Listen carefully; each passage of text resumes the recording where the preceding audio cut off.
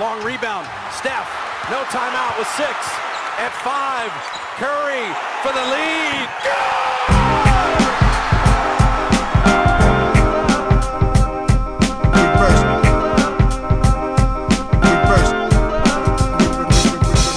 The game's a game. The game's a game. The game's a game. The game's a game. Always. Salut à toutes et à tous, bienvenue dans un nouvel épisode du podcast de l'équipe Rivers Basket Session. Si vous êtes comme nous, vous avez du basket plein les yeux, on est en plein dans les playoffs, même vous devez peut-être en avoir marre de nous voir ou de nous entendre, puisque maintenant du lundi au vendredi, comme vous le savez, vous pouvez retrouver un podcast un peu spécial, le CQFR dans la matinée, animé par Shai Mamou et Antoine Pimel pour décrypter ce qui s'est passé dans la nuit. Et puis une fois par semaine, comme vous en avez l'habitude désormais, on se retrouve dans le format long du podcast Rivers Basket Session pour aller un petit peu plus en profondeur en analyse sur certaines choses. C'est pour ça que ce matin, par exemple, dans le CQFR de ce matin, on n'est pas revenu quasiment du tout sur la série Los Angeles Clippers Phoenix Suns, parce qu'on savait qu'on allait revenir plus en détail, notamment sur la situation des Clippers aujourd'hui. Et puis, avant de lancer le podcast, je voudrais quand même vous présenter un livre. C'est Road Trip NBA, le guide USA. Le guide USA, écrit par Rémi Reverchon, donc c'est son deuxième livre qui paraît aux éditions Amphora. Voilà, je vous encourage à aller voir ce livre, surtout si vous voulez vous promener aux États-Unis, si vous avez prévu des voyages. Là, ce tome-là, c'est vraiment un guide de voyage avec des bonnes adresses, quel sport voir en fonction des villes, où aller boire un coup, où trouver un bon restaurant, un petit peu d'historique sportif de chacune des grandes villes américaines qui hébergent des franchises sportives.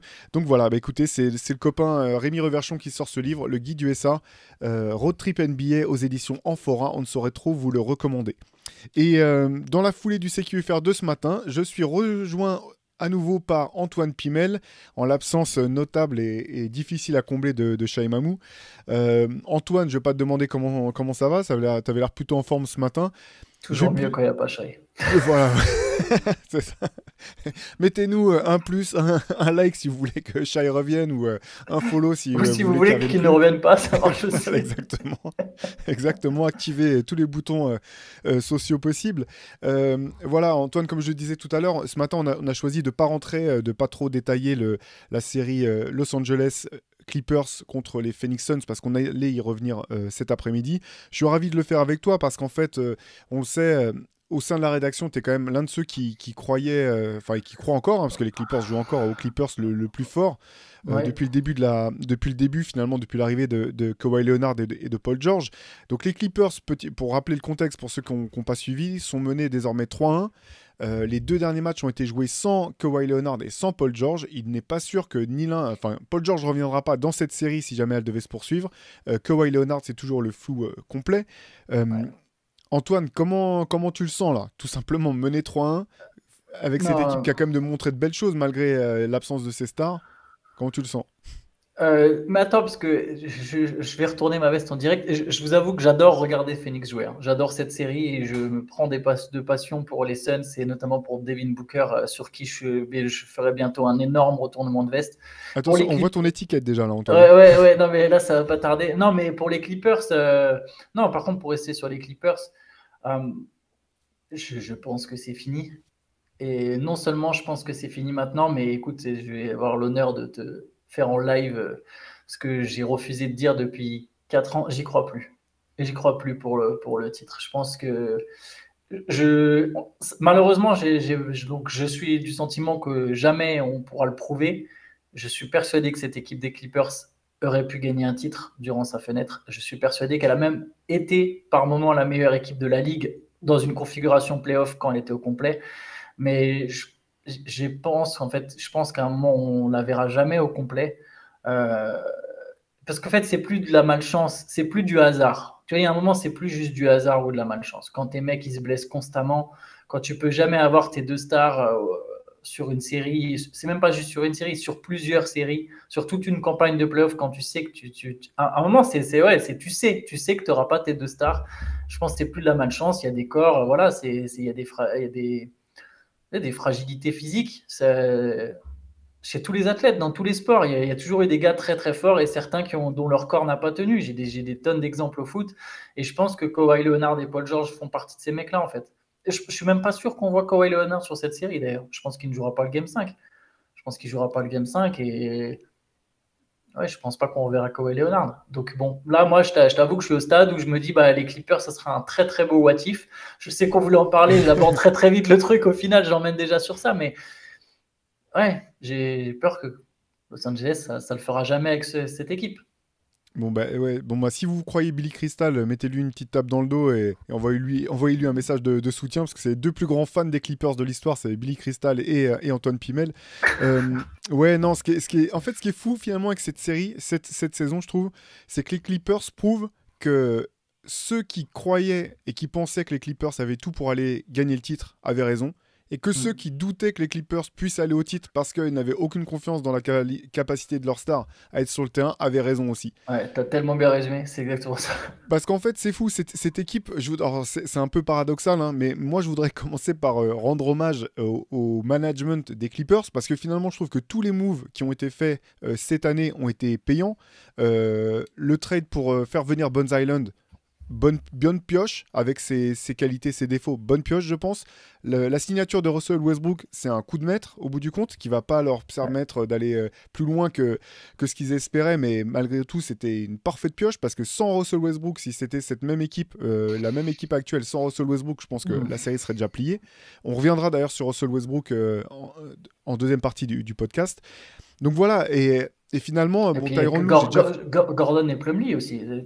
Pour moi, ils ont fait la meilleure deadline. Les Clippers ont fait la meilleure deadline de la NBA de loin, en fait. Je suis totalement d'accord avec toi, absolument. Donc finalement, le management des Clippers, je trouve, pour le coup, il n'a rien à se reprocher. Ils ont vraiment fait que des coups gagnants, des coups maîtres.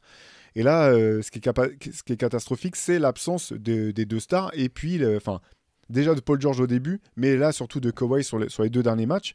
Et ceci dit, pour revenir un petit peu sur le détail, comme ces deux matchs ont été disputés, les Clippers ont été dedans, ils poussent quand même les Suns dans leur retranchement. Je pense que toutes les autres équipes NBA, toutes les autres équipes de la conférence Ouest se frottent les mains, parce qu'en attendant, les Suns sont obligés de faire jouer leur trio de stars un paquet de minutes. Là aussi on y reviendra, parce qu'en fait il n'y a pas tant de marge que ça pour Phoenix face à cette équipe des Clippers. Et finalement, on se disait toute l'année, et à raison, que les Clippers avaient un banc monstrueux, qu'ils étaient l'équipe la mieux armée justement pour aller loin, parce qu'ils avaient tant de ressources sur le banc. Et le problème, c'est que c'était... Et ça reste vrai, mais le problème, c'est que l'absence de Paul George et Kawhi, et le fait qu'ils n'en aient aucun des deux, force malgré tout ces joueurs de complément à jouer des rôles qui sont trop importants pour eux, et du coup, ils se retrouvent à court, en fait, tout simplement, de stars. À un moment, tu peux... on connaît la recette, on aime bien les équipes collectives, on aime bien le basket collectif, tout ce que tu veux, mais ça se gagne avec des stars. À un moment, les individualités font la différence. C'est encore mieux quand elles le font dans le collectif, et ça différencie les bonnes équipes des grandes équipes, mais tu as besoin de tes stars pour gagner, surtout quand tu joues une équipe qui, pour le coup, a le meilleur quatuor de la ligue. Le plus gros, en tout cas en termes de talent, peut-être pas en termes de complémentarité, etc., ou de vécu, mais en termes de talent, tu peux difficilement faire plus fort que Durant, Booker, Paul, Ayton. Et tu es opposé à ça, c'est trop, la marche est trop haute. Après que les Clippers résistent, moi perso, je ne suis pas surpris. Hein. Je pense qu'il y a beaucoup d'équipes de la conférence Ouest qui auraient déjà pris leur 4-0 ou qui seraient à 3-1, mais sans avoir fatigué Booker et Durant, avec un peu plus de matchs. Peut-être un ou deux blowouts dans le lot. Là, que les Clippers résistent même sans leur star, je ne suis pas surpris, mais tu ne peux pas gagner sans tes stars. Tu ne peux pas gagner une série sans tes stars, et tu ne peux certainement pas gagner une série contre Phoenix sans tes stars. Ouais, je partage tout à fait ton avis. C'est intéressant quand même, parce qu'il montre certaines limites de cette équipe de Phoenix. On savait le banc très court finalement depuis le trade forcément. Un Monty Williams qui semble pas être certain de savoir sur quel remplaçant sur lesquels en qui il peut avoir confiance, sur qui il peut compter. Moi, simplement, pour revenir un petit peu, avant qu'on parte peut-être sur d'autres considérations, qu'on fasse un petit bilan de l'expérience Paul George, Kawhi Leonard aux Clippers, je vais revenir un petit peu sur les matchs quand même face aux Suns, ces matchs accrochés. J'ai l'impression quand même, alors ils sont menés 3-1 les Clippers, mais qu'il y avait peut-être quelque chose à faire quand même un peu plus. On en a parlé beaucoup hors podcast entre nous, mais j'ai le sentiment que Chris Paul, même qui a été excellent dans le 4e quart-temps du dernier match, vraiment avec des paniers décisifs, j'ai vraiment le sentiment que les Clippers pourraient essayer de plus le cibler encore, de jouer plus, vraiment de le cibler en défense pour essayer de l'épuiser encore plus. C'est pas impossible qu'ils le tentent au prochain match. Les rares fois finalement où ils ont réussi à le faire, ça a payé à chaque fois. Ça a payé quasiment à chaque fois. Et je trouve que finalement, là, on parlait de tous ces joueurs de complément, ces remplaçants des Clippers. Il y a un trio, moi, que j'ai trouvé pas efficace pour les Clippers sur le dernier match, finalement. Mais je comprends pourquoi Tyronn Lue l'a tenté. C'est quand il avait Norman Powell, Bones Hyland et Terrence Mann sur le terrain. Terrence Mann qui fait une super série, vraiment joueur, on savait, plein de talent, mais je trouve vraiment, il montre que c'est un vrai joueur de playoff. Mais le problème, c'est que là, tu n'as plus de playmaker, en fait. C'est 3 joueurs qui peuvent te mettre des points. Terrence Mann peut défendre. Norman Powell, correct. Bones Hyland, c'est pas ça. Mais par contre, dans la création, tu n'as plus du tout de créateur à ce moment-là. Et j'ai trouvé dommage que, tu vois, sur ces moments-là, il relance pas Batum, en fait. Parce que je trouve que Nicolas Batum, finalement, c'est pas je pense que c'est pas un créateur au sens propre, mais c'est un petit peu un accélérateur de jeu collectif. Si un facilitateur aussi. Voilà, un facilitateur, exactement. La balle passe par lui, ensuite elle va systématiquement au bon endroit ou pas loin. Et je pense que là, il y a eu une fenêtre dans le dernier match où je pense que les Clippers auraient vraiment pu essayer de prendre la rencontre. Et j'étais très étonné parce qu'en fait, à 2 minutes de la fin, Russell Westbrook rate un lay-up, ils sont à -9. Ils ratent un lay-up en contre-attaque qui les aurait fait passer à -7. Et en fait, il reste encore 2 minutes et on a vu toute l'équipe des Clippers s'effondrer en fait. Les épaules qui tombaient, la tête basse, alors qu'il restait encore beaucoup de temps à jouer. Comme ce matin, on parlait de la fin du match Kings Warriors, ça se joue à peu de choses au final. C'est inversé en 30 secondes. Ouais. Et j'ai eu le sentiment que les Clippers l'avaient baissé pavillon quelque part un peu tôt, qu'il y avait peut-être moyen encore d'aller chercher cette équipe des Suns. Et j'ai le sentiment que... Après, c'est mon analyse de loin, mais je me suis dit, j'avais l'impression de voir une équipe qui a tout donné, qui savait que elle était diminuée, mais qui avait un peu de la lassitude finalement de se dire même là, finalement, ça va pas le faire. Je vais pas dire qu'ils ont abandonné, mais ils sont découragés, quoi. Ouais, c'est le mot que j'allais dire, du découragement. Ouais, il y a peut-être un peu de ça. Ce qui est étonnant, c'est que c'est pas forcément ce qui ressemble le plus à ces Clippers au fur et à mesure des années, mais tu peux encaisser que jusqu'à une certaine limite, quoi. Je pense qu'il y a peut-être moyen d'être écœuré aussi par quelques shoots qu'a rentré Chris Paul, tu vois, des situations de jeu où tu te dis, allez, c'est bon, c'est fini.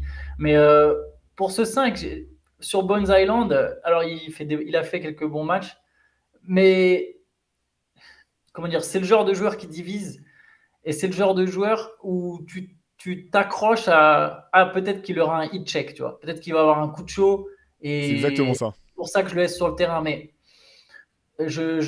c'est pas le mec que je mettrais forcément en 4e quart-temps pour les Clippers. Je miserais pas autant dessus, pas en tout cas quand il me manque mes stars. Si vraiment il y a mes stars, pourquoi pas, mais quand il me manque mes stars, les Reggie Jackson, les Bones Hyland, tu vois, les joueurs comme ça, c'est pas les joueurs auxquels je vais forcément faire confiance. On a besoin d'un coup de chaud. Je préfère miser sur de la solidité et passer à côté de l'éventuel coup de chaud de Bones Hyland, sachant que Norman Powell est aussi de toute façon un joueur qui peut prendre feu.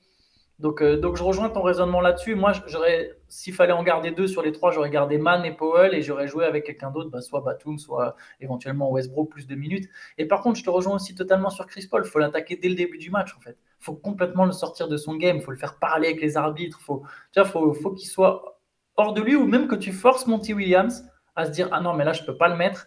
Et du coup, Booker, il va devoir jouer encore plus longtemps parce que ça va être Booker et Durant, ça va être les 2 seuls playmakers de l'équipe. Et donc, du coup, je vais faire jouer mes 2 stars, mes 2 superstars. Je vais vraiment les épuiser et miser sur quelque chose là-dessus.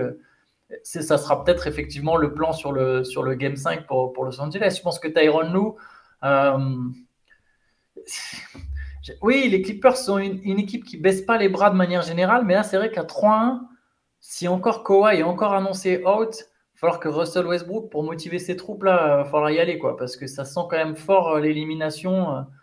et se dire, encore une fois, on a été bon, on a été valeureux, mais on n'était pas au complet, quoi. Bah ouais, c'est ça, d'autant que la série repart à Phoenix. Oui, je suis d'accord avec toi, attaquer Chris Paul tout de suite. Les rares fois, encore une fois, les rares fois où ils l'ont fait directement, j'ai en tête une situation où c'est Marcus Morris qui l'attaque direct au poste bas. Chris Paul peut rien faire. Il a plus du tout la mobilité qui a été la sienne à un moment. Je pense qu'il peut plus tenir. Le pire défi pour lui, c'est les mecs un peu grands, costauds, qui vont faire limite du bully ball, un petit peu en cherchant à aller au cercle. Je pense que c'est pour ça on se rappelle, bon, c'est pas le même, bien sûr. Si les Clippers avaient Luka Doncic, ça serait plus simple, mais la manière dont Dallas avait ciblé Chris Paul pour le mettre systématiquement dans les pick and roll avec Luka Doncic, j'avais trouvé ça hyper intéressant. C'était l'an dernier, hein, si je me trompe pas. Je pense qu'il y a peut-être quelque chose à jouer là-dessus. Après, honnêtement, j'ai déjà fait mon mea culpa à plusieurs reprises. Je le refais à nouveau en ce qui concerne Tyronn Lue. C'est clairement l'un des meilleurs entraîneurs de la ligue. Je trouve que c'est un petit peu sous-coté finalement la difficulté qu'un coach comme Lue a pu avoir à devoir systématiquement trouver des manières de faire jouer son équipe sans jamais savoir du jour au lendemain quel joueur il aurait à disposition. Je pense que c'est vraiment un challenge qui a un casse-tête sans nom. Il y a 2 ans, je trouvais que les gens étaient un peu durs avec Steve Nash pour les mêmes raisons, en fait. C'est pas simple de devoir réinventer des philosophies de jeu en permanence.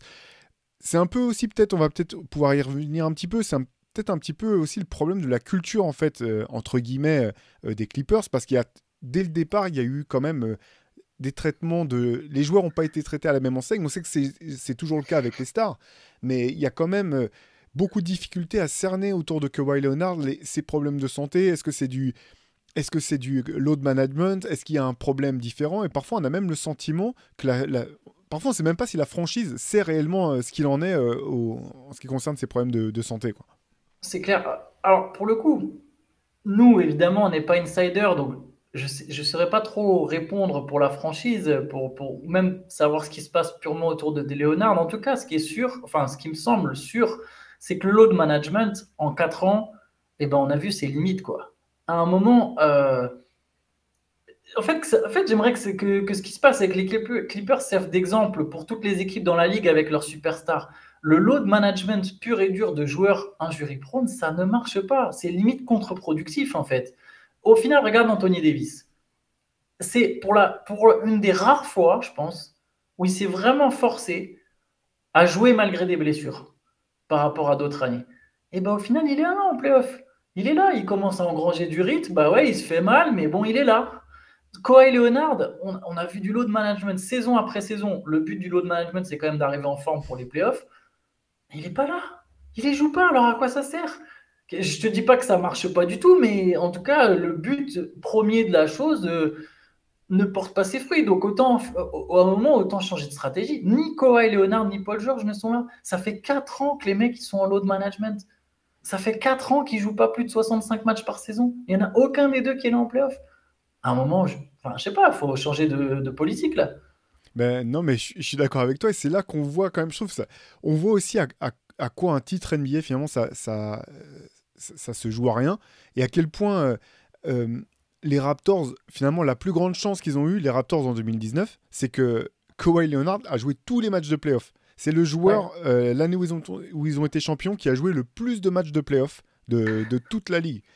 Et finalement, effectivement, parce que je vais vous sortir les stats de Kawhi Leonard depuis le titre de 2019. Donc le titre inclut les séries avec les Raptors. Donc Kawhi en playoff depuis 2019, c'est presque 31 points de moyenne à 52,5%, 8 rebonds, 5 passes, 42% à 3 points, 87% lancé franc. Donc en gros, s'il joue, c'est un meilleur joueur, l'un des meilleurs joueurs de tous les temps, tout simplement, quoi. Mais le problème, c'est que tu sais pas s'il va jouer. Et c'est finalement une des qualités sous-cotées, je pense, des stars NBA et des joueurs NBA, c'est leur capacité à être sur le terrain, tout simplement. Et on fera tout à l'heure la transition avec Russell Westbrook, mais un joueur comme Russell Westbrook, où on en avait déjà parlé à l'époque, Andrew Wiggins dans une moindre mesure, finalement, si tu regardes au-delà de leur qualité intrinsèque de basketteur, une des choses les plus importantes qu'ils t'apportent, c'est que, sauf grosse blessure ou problème de famille, comme ça a été le cas pour Wiggins, ils sont tout le temps là, en fait. Ils sont tout le temps là, et quand ils jouent toujours à 100%. Tu peux pas sortir un match de Westbrook où il est là à jouer à 60%, et après il dit « Ouais, j'étais qu'à 60% de mes capacités, je pouvais pas vraiment me donner ». S'il est pas là, c'est qu'il est vraiment blessé, et s'il est là, tu sais que tu as un mec qui va aller au charbon, alors, avec ses qualités, ses défauts. Hein, bien sûr, je dis pas que ce sont des joueurs qui sont incapables de se rater, mais au moins tu sais que tu peux compter sur eux et qu'ils vont être là, quoi. Non, mais clairement, c'est pour ça qu'un personnage comme Leonard, en plus d'être déjà très mystérieux, c'est pour ça qu'il est très dur à classer, à jauger comme joueur, parce que j'y pense, tu vois, dans une late session Twitch, à un moment, on a essayé de faire un top 50 des meilleurs joueurs NBA actuels. C'est très dur de classer Kawhi Leonard parce que sur le talent, sur le physique, sur tout ce que tu veux, quand il est là, c'est un des 3 meilleurs joueurs de la ligue, en fait. Mais il est là combien de fois? Ça devient. C'est pour ça que j'y crois de moins en moins. C'est qu'à un moment, je me dis non, mais si pendant 4 ans, il n'y a pas une fois où tu as été là, c'est pas par miracle. Parce que j'ai encore vu un tweet de Nick Young ce matin. Bah, c'est bon, le jour où les Clippers ils seront au complet, ils vont aller chercher une bague. En fait, à un moment, tu peux plus attendre ce jour-là. Ça peut plus arriver. Au bout de 4 ans, tu peux plus. Je pense que là, c'était l'année. À un moment, tu peux plus y croire. Tu peux plus te dire, ah ouais, pendant toute une campagne de playoff, ils seront là les deux au complet. Peut-être, ouais, si, quand ils seront là, le moment où ils auront décliné chacun physiquement, on va savoir. Mais j'arrive plus à miser là-dessus. J'arrive plus à me dire que Kawhi Leonard, il va jouer tous les matchs d'une campagne de playoff. Et si c'est le cas, je peux pas me dire que Paul George, lui aussi, il va tous les jouer.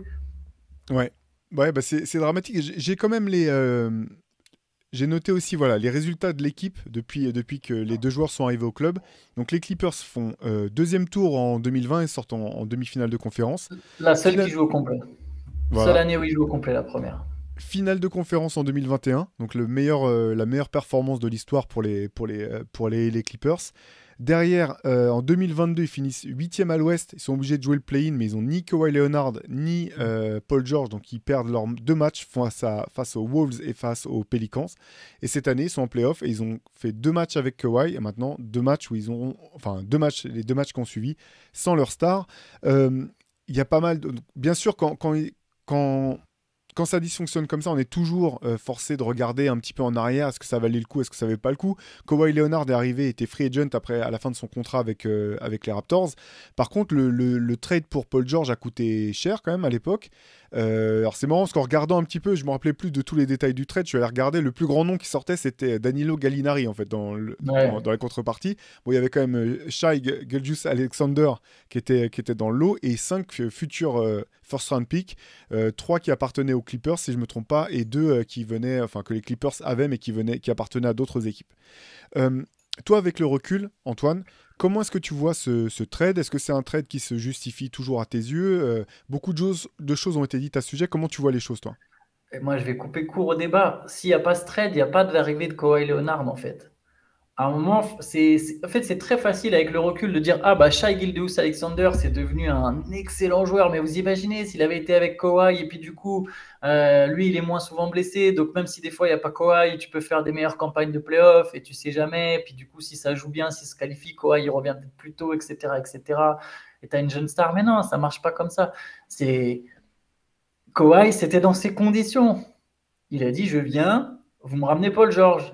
Vous me ramenez quelqu'un. Il ne voulait pas aller aux Lakers parce qu'il y avait déjà LeBron. Il voulait aller à Los Angeles, mais il a dit je viens, mais je veux gagner mon titre, j'ai besoin d'une superstar. Vous me ramenez Paul George. Donc à un moment, ce trade, il est obligatoire pour les Clippers. Du coup, bien sûr, avec le recul, on peut être tenté, mais moi, je pense que je le refais. Je comprends l'idée, en fait. Je comprends ce qui s'est passé dans. Encore une fois, je pense que pendant toutes ces années, les Clippers, au complet, auraient eu une vraie chance de gagner le titre. Je pense qu'en 2021, par exemple, sans forcément battre Milwaukee, Los Angeles était la meilleure équipe à l'Ouest. Il n'y aurait pas eu photo pour moi avec Phoenix si Kawhi avait joué cette série. Il la perd 4-2 avec juste Paul George. On sait le monde que représente Kawhi Leonard quand il est là, le bilan des Clippers quand il est là. Pour moi, jamais ils perdent cette série au complet. Jamais ils la perdent. Ils vont en finale NBA. Je te dis pas qu'ils sont champions, ça je sais pas. Les Bucks ont une belle équipe en face, mais ils vont juste aller en finale NBA, ça rentabilise déjà ton transfert presque, tu vois, presque, même si le but c'était un titre. Donc moi je comprends, tout a été créé pour aller au titre.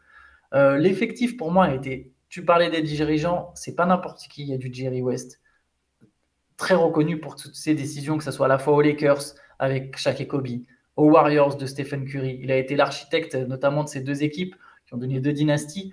Là, aux Clippers, pour moi, les choix ont été bons. C'est à un moment, malheureusement, les gars que tu as choisis, je ne vais pas dire que tu as choisi tu as misé sur le mauvais cheval, vu que ça serait contradictoire avec ce que je viens de dire, mais les 2 superstars en question, voilà, c'est des gars dont le corps ne tient malheureusement pas. Je pense que Kawhi, tu ne pouvais pas encore complètement le savoir à ce stade. en 2019. Non, mais Paul George, il y avait déjà des blessures, mais Kawhi, même s'il y avait eu sa blessure au Spurs, je pense que tu ne pouvais pas encore deviner que ça serait ça. moi, écoute, je partage tout à fait ton avis. Je pense que effectivement, ce deal, les Clippers, ils le refont tous les jours en fait, sans battre des cils, parce qu'on savait à l'époque que Shai était un bon joueur. On se doutait pas qu'il atteindrait ce Ouais. niveau-là. Dans tous les cas, au moment du trade, il n'avait pas le niveau de Paul George. Il n'était pas encore le Shai qu'on connaît, Non, qu'on connaît clairement maintenant. pas. Et Kawhi sortait d'une campagne de playoff incroyable avec les Raptors. Il était déjà dans son prime. Donc, bien sûr, si tu veux gagner, c'était pour les Clippers, c'était maintenant tout de suite. Moi, je pense que effectivement, ce deal, c'était un bon deal. C'est un deal qui aurait pu être payant. C'est un deal, quoi qu'il arrive, qui ne l'aura pas été.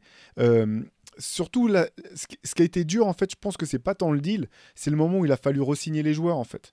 Ouais. Parce que là, maintenant que tu vois, tu disais, on peut plus y croire, les Clippers sont obligés d'y croire. Parce que maintenant, il leur reste encore au moins 3 ans de contrat, 2 garanties, si je me trompe pas, pour Paul George et Kawhi Leonard. Et la dernière qui sera une player option. Donc, il n'y a pas de raison que. Il en reste une garantie. Une Ah, garantie, pardon. enfin, si on compte pas cette saison. Si on compte, Ouais. Ils ont l'année prochaine qui est garantie, puis ensuite, il y a il y a l'option. Voilà, avec des contrats à 45 millions de dollars, hein, si je me trompe pas. Je sais pas si tu as ça sous les yeux. Si, c'est ça. C'est 45 pour Paul. Oui, les deux sont à 45. Exactement le même montant. Ils sont exactement le même montant, 45 millions tous les deux. Voilà, donc autant te dire que si Kawhi n'est pas sur le terrain, il est intransférable.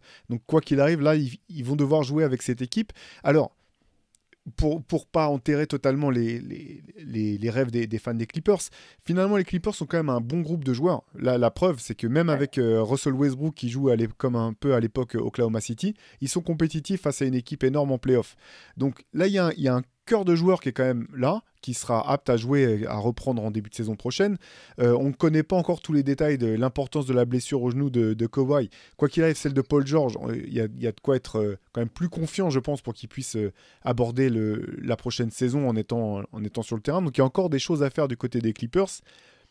Mais effectivement, j'ai un peu le sentiment comme toi que en ce qui concerne les rêves de titre à court terme, du moins tant qu'il y aura ces joueurs-là dans le roster et que la masse salariale sera bâtie autour d'eux, il y a vraiment peu de garanties de pouvoir aller loin. J'ai l'impression que limite, faut que tu commences à accumuler les fers à cheval et les trèfles à 4 feuilles en disant bon, bah, il suffit qu'une année, hein, quand même, si on les a pendant 6 ans ou 7 ans de suite, il y a bien une année où ils ne seront pas blessés en playoff, mais ce temps-là, les années passent aussi, quoi.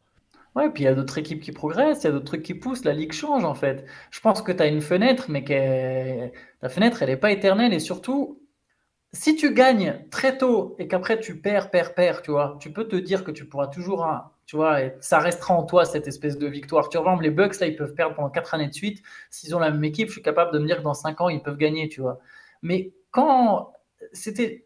Je vais parler d'une autre équipe des Clippers, mais celle avec moins talentueuse que celle-là d'ailleurs, avec Blake Griffin, avec Chris Paul, avec J.J. Redick. À un moment, J.J. Redick et Jamal Crawford disaient, mais à un moment, quand tu perds trop, à un moment, juste, ça peut plus marcher en fait. Peu importe ce qu'il arrive, à un moment, si tu perds trop, et eux aussi, il y avait beaucoup de pépins de blessures, ça devient ancré en toi. Alors, oui, je peux essayer d'être optimiste et me dire, bah, les Clippers, peut-être que ce qu'il leur faut, c'est à un moment être plus du tout attendu. Tu vois, genre, bah voilà, comme nous, bah, on n'y croit plus du tout. C'est bon, on n'y croit plus du tout. Plus personne n'y croit. C'est bon, les gars, plus personne n'y croit. Il y a zéro pressure, tu vois, zéro pression. Et là, ça y est, Kawhi Leonard et Paul George font une campagne de playoff ensemble et ça passe. Mais ça me semble être un scénario. Il y a trop de si. Il y a trop de si, trop de conditions. Ce qui est marrant, c'est que finalement, c'est ce qui s'était passé pour les Raptors, en fait. Quand ils font le deal pour faire venir Kawhi Leonard, plus personne croyait dans les chances des Raptors de pouvoir y aller, d'aller loin parce qu'ils avaient perdu trop de fois en playoff contre LeBron. Mais ils font un deal. Non, je suis d'accord. Non, je suis d'accord. Mais c'est marrant parce la franchise en elle-même a été dans la même situation. Mais je suis d'accord avec toi. Ils ont fait un deal, mais c'était une équipe où tu disais bon bah ouais, non, ils ont fini premier de la conférence une année et puis finalement ils se font sortir année après année. Donc c'est pas que l'équipe était plus bonne ou qu'elle pouvait plus jouer. C'est juste que ils étaient arrivés à un moment où tu disais ouais non, on peut plus continuer avec ce groupe. On a atteint nos limites. Il faut changer quelque chose. Le problème là pour les Clippers, c'est que ça va être extrêmement compliqué pour eux de changer en dehors. Enfin, ils pourront pas changer à la marge. Ils ont ce groupe. Et maintenant, il faut faire avec, quoi qu'il arrive, quoi. Puis en plus, tu sais, j'ai l'impression que tu peux même pas changer. En fait, par exemple, tu peux pas. Tu vois, dans le cas des Raptors, il y avait on n'a pas cette superstar qui te fait vraiment passer un cap. DeRozan est fort, mais c'est pas un top 5 player de la ligue. C'est pas, tu vois, il y a que 5 mecs qui te mènent au titre. On le répète souvent. Tu vois, il y a cette histoire, mais quelque part, c'est à vérifier. Et DeRozan ne faisait pas partie de cette liste. Kawhi, oui. Donc, quelque part, tu as changé une star ou une superstar pour un mec supérieur. Là, Kawhi Leonard, tu ne vas pas l'échanger, c'est la base de ton équipe. Et Paul George, pour trouver un mec qui fait mieux que Paul George ce rôle de deuxième option, mais accroche-toi, à part Jaylen Brown. Mais comment tu vas le récupérer, tu vois comment tu vas trouver un mec qui fait mieux le taf de... Pour moi, Paul George, il symbolise la deuxième option à la perfection en NBA. Comment tu vas trouver un mec qui fait mieux ça que lui? En fait, ils ont même pas besoin de mecs qui fassent mieux, ils ont besoin.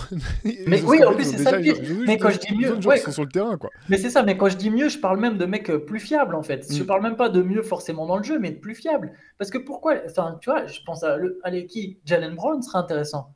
Mais pourquoi les Celtics ils feraient ça? Qui va faire ce deal? Tu vois, personne va faire ce deal. Donc en fait, tu pourras trouver peut-être un mec plus fiable mais moins fort, mais du coup, tu n'as plus tout à fait la même équipe et je suis pas sûr d'y croire toujours. Ou alors, il faut vraiment que tu aies un ton Leonard à 100%. Non, je pense qu'ils n'ont pas le choix. Ils vont devoir vivre et mourir avec ce duo jusqu'au bout, quoi. Et ouais, comme tu as dit, très flacat de feuille, toucher du bois toute l'année et se dire, bon, bah, allez, peut-être que maintenant qu'on ne nous attend pas, peut-être que ça va passer, tu vois. Mais c'est dur, il y a des équipes qui poussent. Hein. Ouais. Les Suns, tu vois, on peut en parler, leurs adversaires. Les Suns, ils sont forts cette année, mais ils seront sans doute plus forts l'an prochain, en fait. Tu vois, alors, Chris Paul aura pris un an de plus, mais déjà, est-ce qu'ils vont le garder? Tu sais pas, ils peuvent aller chercher un autre meneur à la place. J'espère pour eux que ce ne sera pas Kyrie Irving. Mais surtout, ils vont ajouter un banc à un moment, quoi. Tu vois, donc... D'autant que c'est une équipe qui va être attractive dans tous les cas, parce qu'elle est forte. C'est une ville qui plaît, c'est une belle franchise, ouais. La ville, les joueurs aiment la ville de Phoenix, il fait beau. Enfin, il y a tout est un coach qui est respecté et reconnu par ses pairs. Ouais. Exactement. Non, mais tu as raison. Ou même les Kings qui prouvent cette année encore que qu'ils sont pas une arnaque, que le Thunder qui va commencer à pousser vraiment fort l'an prochain, je pense, quoi qu'il arrive. Les Spurs qui à un moment, en fonction de la draft, pourront aussi se relancer. Tu as raison. Boston n'est pas vieux. Hein. Boston n'est pas vieux. Hein. Là, on parlait que de la conférence Ouest. En plus, on parlait que à l'Ouest, quoi. Mais Boston n'est pas vieux. Donc, même si tu arrives à aller en finale, tu joues contre. T'imagines une finale Boston-Clippers, en face de toi, tu as ton clone, sauf que leurs deux stars, elles sont plus jeunes, quoi. Et elles, pour le coup, elles se blessent pas. Donc, bon, enfin, il y a pas mal de conditions. Ouais, j'ai l'impression que la fenêtre, il reste un tout petit bout avant qu'elle se ferme, mais ça devient très compliqué, quoi. Ouais, je te propose de faire une transition en fait et de partir un petit peu sur Russell Westbrook parce que finalement il y a plusieurs choses, il y a plein de choses à dire autour de Russell Westbrook. La première chose, le constat qui est vraiment frappant, c'est la différence en fait de rendement avec cette équipe des Clippers et avec l'équipe des Lakers durant la saison. Je vous livre simplement les stats de Russell Westbrook durant ses playoffs. 26 points à 46%, 7,5 rebonds, 7,3 passes. Il est à 40% au tir, 40% à 3 points. 88,2% au lancer franc. En gros, c'est un Russell Westbrook en mode MVP, ou du moins pas loin de celui qu'on a pu connaître au Thunder. Ce qui est fou, en fait, c'est que j'ai l'impression que ce que ça montre, tout ça, c'est que si tu veux Russell Westbrook dans ton équipe, tu peux pas lui demander de ce que les Lakers ont essayé de faire. Tu peux pas essayer de le transformer et d'en faire un autre joueur. Il faut que tu acceptes le joueur avec tout ce qu'il peut t'apporter de positif et parfois avec ses emportements ou ses manques de lucidité. Mais par contre, si tu le responsabilises, ça peut encore être un joueur qui a un vrai impact et qui peut t'aider à gagner des matchs ou qui peut t'aider en tout cas à être compétitif. Ce sur quoi j'ai l'impression que pas mal de gens émettaient des doutes en fait à le voir comme ça avec les Lakers. Toi, comment tu finalement...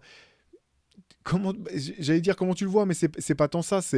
Qu'est-ce que ça t'inspire plutôt de voir Westbrook dans ce rôle-là avec les Clippers?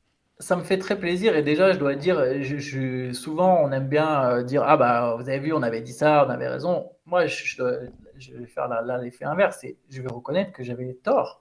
On a fait un podcast entier avec Benjamin où je disais mais Westbrook c'est une bonne chose que s'il sort du banc. Je voulais qu'il reste Westbrook, mais qu'il soit Westbrook dans un rôle limité dans un rôle limité en tant que minute parce que j'avais peur de ce que ça pouvait donner autour de Leonard et Paul George.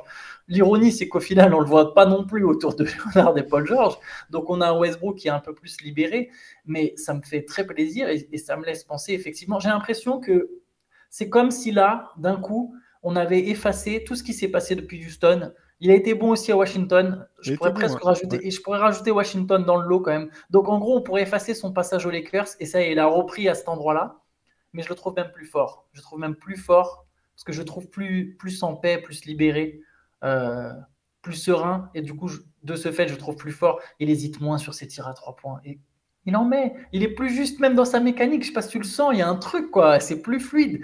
Il y a un truc qui se dégage.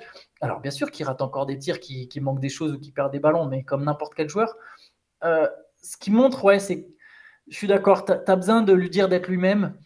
Et presque quelque part, c'est Shai qui glissait ça par message quand on regardait le match là, samedi soir, Phoenix, je crois que c'était samedi soir, Phoenix contre Los Angeles. Presque en fait, sans qu'il y ait une autre star autour de lui. Moi, je dirais que tu peux en mettre une, peut-être pas deux. Voilà. Aujourd'hui, en fait, c'était une équipe du milieu de tableau qui a envie de bien figurer, d'avoir une équipe combative, d'avoir une superstar et qui a envie de faire au moins un tour de playoff et qui sait, dans certaines circonstances, avec le bon supporting cast, aller un peu plus loin, bah tu peux viser Russell Westbrook. Et ça, je ne l'aurais vraiment pas dit il y a 5 mois. Quoi. Ouais. C'est un truc qui me semblait dead de chez dead. Et en fait, non, tu peux encore avoir Russell Westbrook comme superstar de ton équipe, je pense. Ou comme star de ton équipe. Non, ben voilà, mais je partage ton avis. En fait, c'est simplement, je pense qu'il faut que le jeu puisse lui convenir. En fait, tu peux pas juste lui demander de s'adapter et de rentrer dans un système où tu vas lui demander de jouer à un type de basket qu'il a pas joué. Il en est manifestement pas capable. Par contre, ce que je trouve impressionnant, moi j'ai toujours eu plutôt beaucoup de sympathie pour ce joueur avec ses qualités, ses défauts. Ça reste des joueurs que j'ai eu la chance de voir en direct, en vrai, le joueur le plus incroyablement athlétique que j'ai jamais vu. J'avais eu la grande chance d'aller aux Jeux Olympiques de Londres en 2012, où il y avait une grande équipe de Team USA avec Kevin Durant, LeBron James, Kobe Bryant, il y avait Anthony Davis qui sortait de la fac. Aucun joueur n'était plus impressionnant athlétiquement que Russell Westbrook. Au moment où il accélère, t'as l'impression de voir une Ferrari qui met le pied au plancher tout à coup, c'est totalement... C'est un truc de malade. Et je suis ravi de le revoir jouer comme ça parce que je me posais des questions en fait. Et ce que je trouve impressionnant finalement pour un joueur comme lui, c'est que il prouve, je trouve que c'est un joueur qui peut te faire gagner. Alors peut-être pas aller au titre, mais il reste encore un joueur qui peut rendre ton équipe compétitive. On en parle souvent, il y a différents types de joueurs. Il y a les joueurs qui peuvent t'amener de la cave au plancher, ceux qui peuvent t'emmener du plancher au toit, pour prendre une image, voilà, une espèce de métaphore un peu vite fait. Un joueur comme Draymond Green, par exemple, si tu le mets dans une équipe qui est nulle, il va pas t'en faire forcément une équipe de playoff. Tu le mets dans une bonne équipe de playoff, il peut te permettre de gagner un titre. Russell Westbrook, il reste un joueur, tu le mets dans n'importe quelle équipe, tu peux finir la saison à plus de 50% de réussite, de victoire, et avoir une chance de jouer les playoffs. Ça reste un joueur qui peut te faire gagner dans cette mesure-là. Ce que j'aime bien en fait aussi avec lui, c'est que autant c'est un joueur qui s'est tout le temps fait allumer par la presse, autant c'est un joueur qui a toujours été célébré par ses coéquipiers, quoi. Je pense à Victor Oladipo. Alors j'ai mal au cœur pour lui, nouvelle rupture du tendon du genou du côté de Miami. Beaucoup de gens avaient dit entre son passage entre OKC et les Pacers, quand il était devenu All-Star aux Pacers, les gens disaient voilà, ça prouve bien que il pouvait pas s'exprimer auprès de Russell Westbrook. Russell Westbrook l'éclipsait totalement. Et c'est Oladipo lui-même qui avait dit non, mais moi, je suis le joueur que je suis aujourd'hui à cause de tout ce que j'ai appris avec Russell Westbrook, une intensité aux entraînements, l'exigence. Voilà, c'est un battant. Et en fait, j'ai trouvé que dès le moment où il arrivait aux Clippers, il apportait une espèce de rage et de détermination dont cette équipe manquait en fait. Parce que je trouve que Paul George et Kawhi Leonard sont extraordinaires comme joueurs. Mais tu sens que c'est pas des leaders, c'est des leaders vocaux, quoi. Voilà, où ils ont une espèce de passivité dans le visage qui est leur force, parce qu'en fait, c'est deux joueurs qui jouent bien sous pression. Tu vois, c'est dur de faire sortir Paul George ou Kawhi Leonard de leur jeu, mais en même temps, ils sont toujours d'une humeur assez égale. Et je trouvais qu'avec finalement Westbrook leur amenait une espèce d'agressivité, de rage quelque part, que je trouvais vraiment intéressante pour les Clippers. Et je trouve ça assez intéressant de voir ces interactions avec les joueurs. En fait, tu mets Russell Westbrook avec n'importe quel pivot capable de porter des écrans. Ouais. Et il y a une connexion qui se crée, quoi. Tu le vois parler avec Zubac, tu le vois parler avec Mason Plumlee. Tu retrouves un petit peu des images de quand il jouait avec Steven Adams. Tu sens qu'il y a... il peut transformer un pivot en mec qui tourne à 10 et 10. Exactement, quoi. Et que tu vas valoriser, que tu vas chercher, et à qui tu vas pouvoir peut-être gueuler dessus. Enfin, Steven Adams, c'était assez marrant. Moi, j'adorais la relation Russell Westbrook-Steven Adams. C'était vraiment marrant, quoi. Mais il a toujours ce truc-là. Donc, je pense que il a encore des. Honnêtement, après l'épisode Lakers, j'avais peur qu'il retrouve personne pour le signer ou Moi, qu'il signe j'avais dans peur. une équipe, que ça dure Pareil. 2 semaines et qu'après ça soit direction la Chine ou les Philippines ou je sais pas quel type de championnat. Mais là, la force qu'il a, je trouve, c'est qu'il a montré. C'est pas le cas de tous ces joueurs-là. Hein. Je veux dire, je me rappelle de Gilbert Arenas en fin de carrière, même Allen Iverson que j'ai adoré en fin de carrière, ou même Carmelo Anthony en fin de carrière, était plus à même de faire gagner une équipe de cette manière-là, en fait. Je trouve de donner du sens vraiment à leur stats, quelque part. Ah, je te rejoins tout à fait, je suis tout à fait d'accord avec toi. Il, il a ce truc où son équipe, elle peut s'imprégner de sa personnalité et du coup, voilà, ça marche pas. De toute façon, ça, pour le coup, on le disait pendant un moment et c'est pas faux. Ça marche pas quand tu vises trop haut, je pense, dans certains clubs avec certaines stars, avec certains profils. On ne saura pas au final, est-ce que ça aurait marché avec Paul George et Kawhi Leonard, avec les deux en même temps, on ne sait pas trop. Mais ce qui était sûr, c'est que voilà, aux Lakers, bon, ça faisait trop de changements d'un coup. Il faut que tu puisses lui laisser des clés. Euh, et si tu laisses des clés, il sera un trop grand compétiteur pour se laisser marcher dessus soir après soir pendant la saison régulière, quoi. Donc c'est des gars, c'est pour ça qu'à Washington, quelque part, il y avait des résultats directement, tu vois. C'est une équipe moyenne, mais il est là et bah, il joue les playoffs cette année-là, tu vois.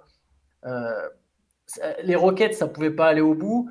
Mais ouais, il y a un truc comme ça chez Westbrook. Après, bon, il a 34 ans, hein, il n'a pas non plus 37, quoi. Quelque part, bon, heureusement qu'il a encore des cannes et du jus, mais oui, ça fait plaisir. Et puis quel jeu. J'avoue que j'adore les confrontations avec Devin Booker. Devin Booker, enfin, on en parlait un petit peu ce Ouais. matin dans le CQFR. Je vous engage à aller l'écouter si vous n'avez pas écouté. Mais moi aussi, j'aimais bien le joueur, honnêtement. Mais depuis 2 ans, depuis que je le vois se battre comme ça défensivement en plus, il est vraiment remonté très haut dans mon estime. Et j'aime bien leur duel parce qu'en fait, euh, c'est un tel monstre physique, Westbrook, que quand il voit Booker face à lui, il attaque direct. Ouais, Mais tu sais, il y a des arrières qui sont forts au poste bas, mais c'est technique en fait. Tu vois, DeRozan, c'est technique. Dwayne Wade, c'est technique. Westbrook, c'est de la technique, mais c'est pas qu'il a une palette de jeu au poste c'est bas puissant. qui est énorme. C'est qu'en fait, il est ultra puissant et il joue sur des contretemps. C'est hyper dur de donner le timing du moment où il va monter pour son tir quand il est en train de fixer au poste bas en fait. Il est une espèce de. Il monte tout le temps un contretemps très vite. Et tu sens que des joueurs comme Booker, bon, en plus, bah, qui subit l'impact physique, ils peuvent pas le tenir dans ce duel-là, sur cet endroit-là, quoi. C'est Ouais, ouais, clairement, c'est mais pareil, ça me fait penser, mais Chris Paul dont on parlait, il est incapable de. Enfin, tu vois, il peut pas. Et je sais plus, je ne sais plus qui avait déclaré pendant la saison, mais Chris Paul, tous les meneurs, ils font un carton, ils font une mixtape sur sa tête. Et clairement, cette série, c'est ça aussi, tu vois. Genre, personne peut vraiment arrêter Westbrook, quoi. bah, dans le dernier match, il y a trois moments où il accélère soudainement là, il va taper des dunks monstrueux et il y en a un notamment où c'est la rotation défensive. Normalement, c'est Chris Paul qui était sur le mec dans l'aide, qui était en aide sur le mec dans le corner. Tu sens que Chris Paul il s'est dit ouais, non bah je vais pas y aller là. Parce que je vais pas y aller. Je vais Je pas le finir blâme sur pas. un Hein. poster. Ouais, bah oui. Ouais, je le blâme pas, tu vois, elle a préféré jouer le mec qui a vu la situation trop tard et qui avait plus le temps de venir en aide, mais non, je le blâme pas. Mais Ouais, du coup, compréhensible. toujours pour rester sur Westbrook, petite transition, sur son avenir, parce que pour le coup, c'est un joueur qui sera free agent cet été. Là, c'est quand même un luxe pour les Clippers de l'avoir et de le payer aussi peu cher pour ce qu'il leur apporte. Je veux dire, peut-être la meilleure affaire, c'est peut-être le meilleur contrat en cours des playoffs, là, tu vois, Et genre, 780 000, il le paye. exactement, pour jouer comme un franchise player. Alors, je voulais te proposer trois destinations potentielles pour Russell Westbrook pour l'an prochain et je voudrais que tu me dises ce que tu en penses. Je voudrais commencer par te donner la première en fait que j'ai. C'est tout simplement les Clippers. Parce Ah qu'en ouais, fait, ouais. J'avais alors peur que tu me les cites pas dans les trois. Tu vois, oui. c'est Pour la moi, c'est. première parce qu'en fait, je me dis que finalement, il a prouvé que ces Clippers-là, ils ont montré en playoff que autour de lui, il pouvait avoir une équipe compétitive qui est peut-être pas certainement pas la meilleure de la ligue si c'est lui la seule star hein, sur le terrain, mais c'est une équipe qui peut jouer au basket et proposer des choses intéressantes. Et encore une fois, je reviens à ce qu'on disait tout à l'heure, une de ses principales qualités, c'est qu'il est tout le temps là. Et donc je Ah me bah oui. demandais, voilà, donc je me demandais si tout simplement la meilleure destination pour Westbrook pourrait ne pourrait pas être les Clippers. Pour moi, c'est la meilleure destination, c'est clair. Faut voir à quel prix, mais tu vois, on parlait tout à l'heure de la fenêtre des tirs des Clippers. une chance qui reste. Voilà, le front office, à mon avis, va partir du principe que tu n'as pas d'autre choix, que tant que Kawhi Leonard et Paul George, tu ne sais pas ce qu'ils vont faire avec leur option en 2024-2025, tu continues de construire autour. Pas forcément en blindant sur du très long terme, mais tu continues de construire autour.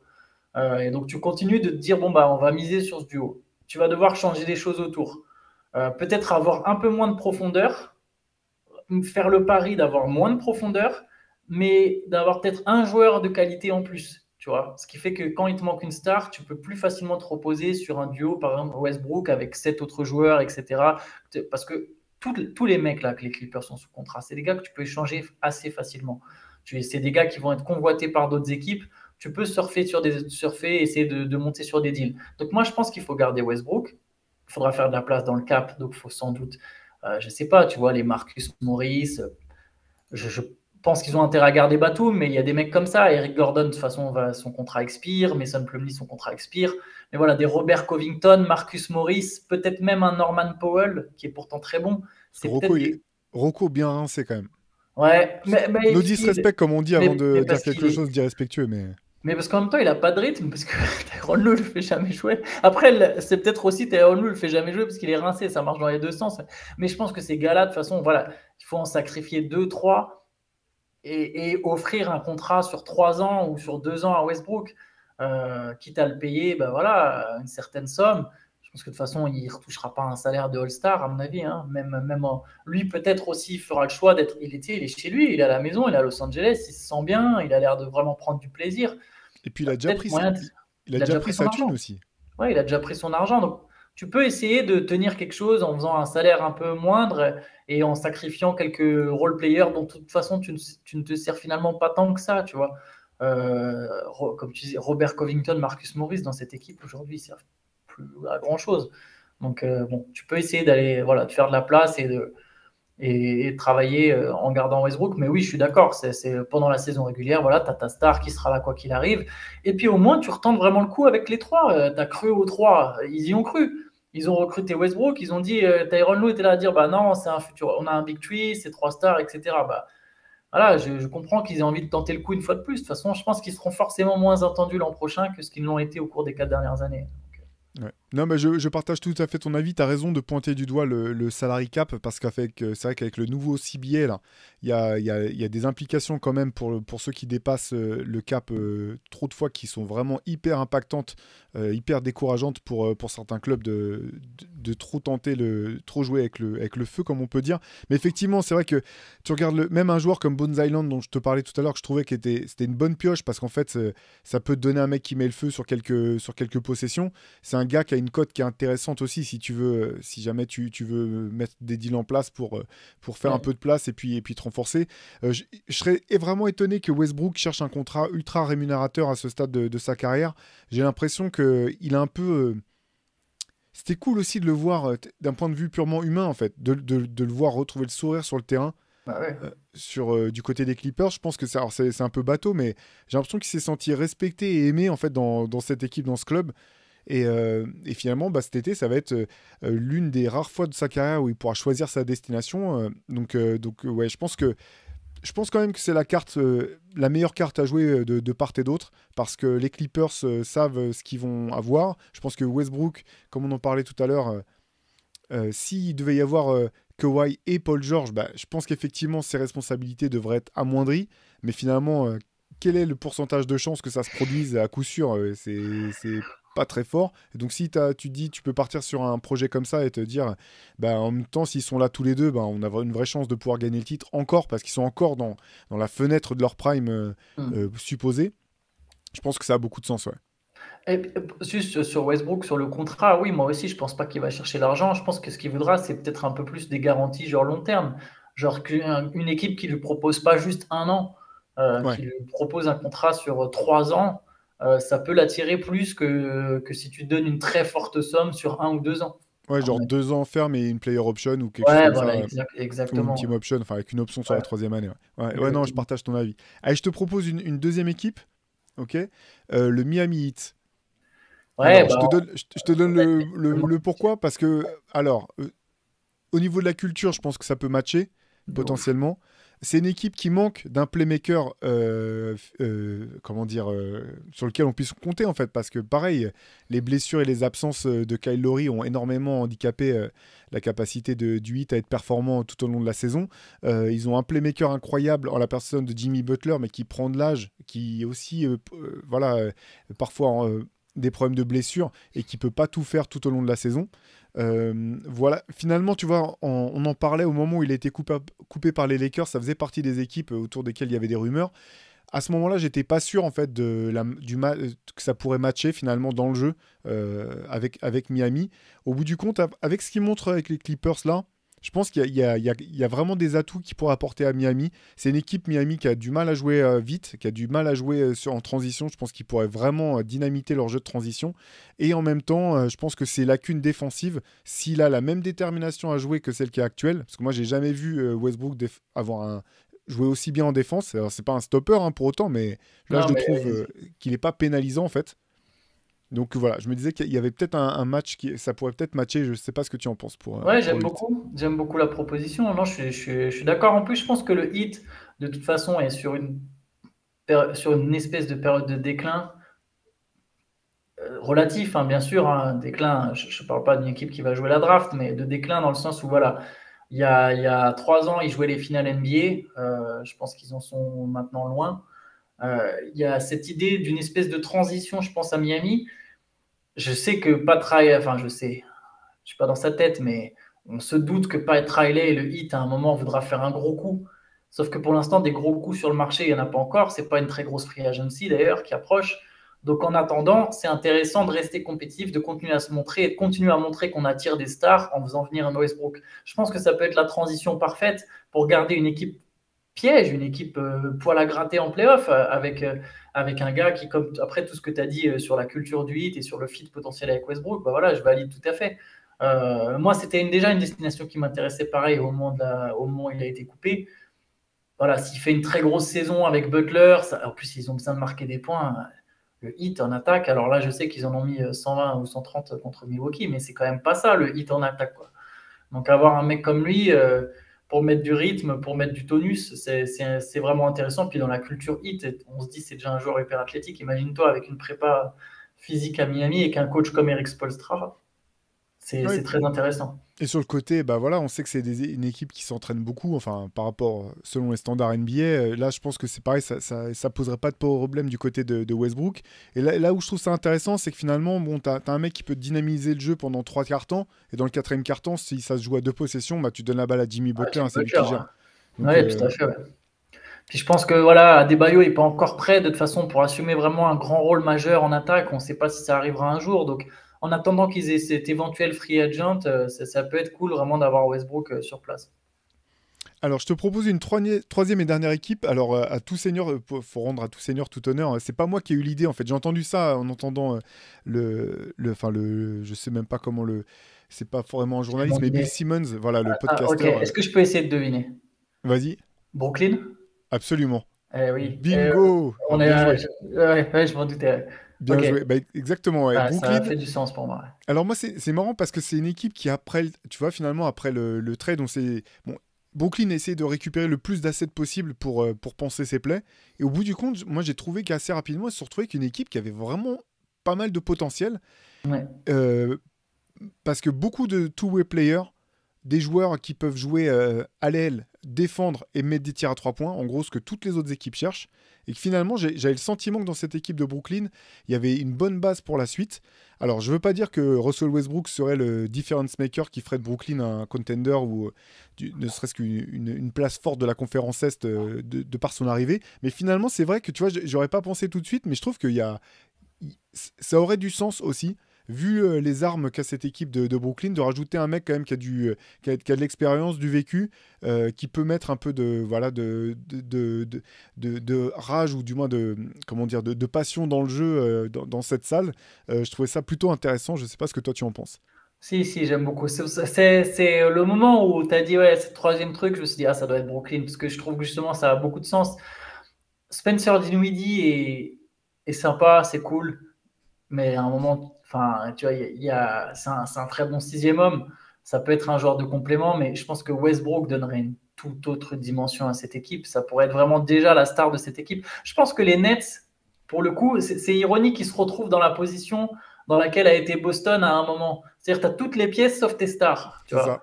Sauf que, déjà, en fait, sur tous les aspects possibles, je ne suis pas sûr qu'on verra de sitôt une grande star signée à Brooklyn.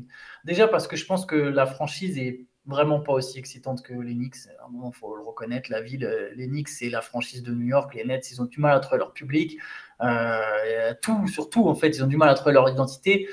Je pense que la manière dont ça s'est passé avec Kyrie et Kevin Durant, même si je pense que Sean Marks c'est un super dirigeant, la manière dont ça s'est passé, il y a quand même beaucoup de stars qui ont critiqué la suspension de Kyrie, tous ces trucs-là. Je pense que ça ne se refera pas de sitôt. Je pense qu'eux-mêmes sont sans doute un peu refroidis, tu vois.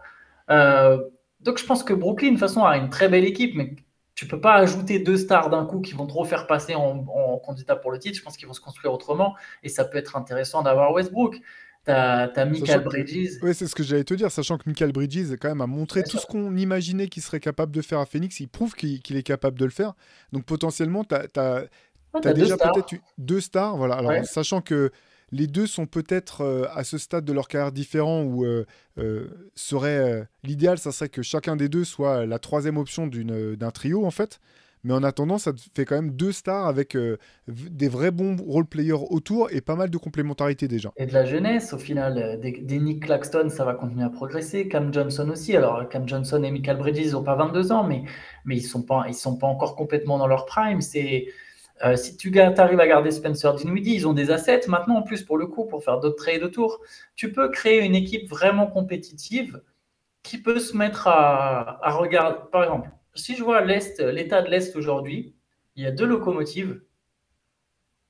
Les Sixers sont entre deux. Les Sixers, c'est une wannabe locomotive.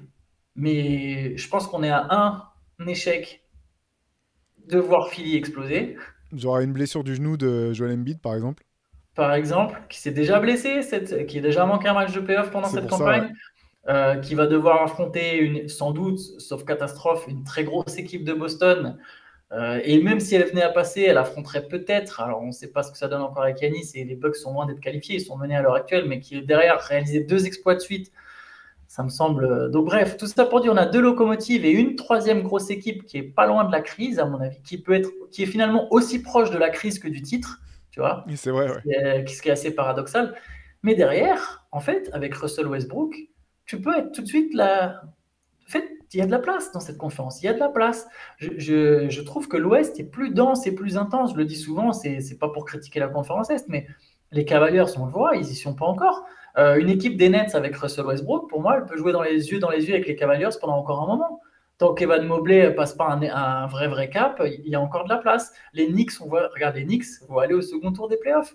Une équipe des Nets avec Westbrook, avec de la compétitivité, avec des role-players, avec une énergie nouvelle, avec un coach intéressant, des dirigeants intéressants, elle peut faire la même chose. Elle peut reproduire un parcours comme ça. Il y a quelque chose à aller gratter. Il y a quelque chose d'intéressant à faire. Ouais, bah ça va être. J'avoue que je suis hyper curieux de voir l'intersaison de Brooklyn. C'est ce que j'ai vraiment. On en avait déjà parlé à l'occasion, mais j'ai l'impression qu'il y a vraiment beaucoup de choses à faire. Que Sean Marks finalement a prouvé que c'était quand même un bon gestionnaire et qui sont dans une situation c'est assez marrant. J'ai l'impression qu'ils se retrouvent dans la même situation quasiment qu'avant d'avoir fait venir KD et Kyrie, avec un groupe de jeunes talentueux et qui peuvent jouer en attaque, en défense, avec un coach respecté par ses joueurs et une espèce de mise en place de culture. Alors là, si ça continue, il va vraiment falloir trouver un autre terme, hein, parce que maintenant, au début, on n'en parlait que pour le 8, maintenant on en parle pour les Spurs, maintenant on en parle pour toutes les équipes, mais du moins qu'ils sont repartis un petit peu à la racine de ce qu'avait fait leur succès, ou du moins leur quête de succès. Ouais, je suis curieux de voir ce que les Nets vont faire cet été. Ouais. D'ailleurs, les Nets convoiteraient Damian Lillard, donc ils vont y aller. On va se calmer tranquille du côté de Brooklyn, hein, on va respirer un grand coup. Voilà, on va y aller mollo. Non, mais oui, enfin, en tout cas, c'est ce que j'y pensais. Je parlais de free agency, mais c'est vrai qu'ils ont aussi les trades pour éventuellement aller chercher une star, quoi. Mais tu as raison, ça sera intéressant à suivre. Ouais, bah écoutez, de toute façon, ça sera cet été. En attendant, nous, on vous donne rendez-vous, du moins, Chai et Antoine vous donnent rendez-vous dès demain matin pour le prochain CQFR. Demain, mardi, il y aura à nouveau une late session le soir à retrouver sur Twitch. Voilà, vous connaissez déjà, il y a déjà un thème qui a été arrêté, Antoine, que tu peux nous livrer en exclu ou... Absolument pas. Sachez qu'on décide du thème des fois 15 minutes avant. Ok, bon, envoyez-vous. Donc n'hésitez pas dans le chat à venir regarder, à proposer vos sujets. Bon, je suppose qu'on réfléchira demain quand même en journée avec Shai. On est quand même un peu plus professionnel que ça. Voilà, envoyez vos messages directement à Antoine, Shai, pour le thème de la late session de demain soir. Nous, quoi qu'il arrive, on vous donne rendez-vous la semaine prochaine pour un nouvel épisode du podcast.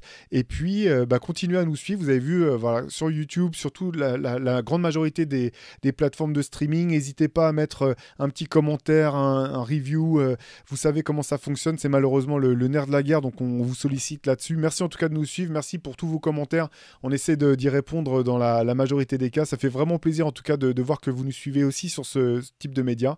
Et puis, Basket Session tous les jours. Reverse avec le dernier spécial Jordan qui est derrière moi toujours. C'est aussi disponible sur Basket Session. On vous dit à très vite. Ciao.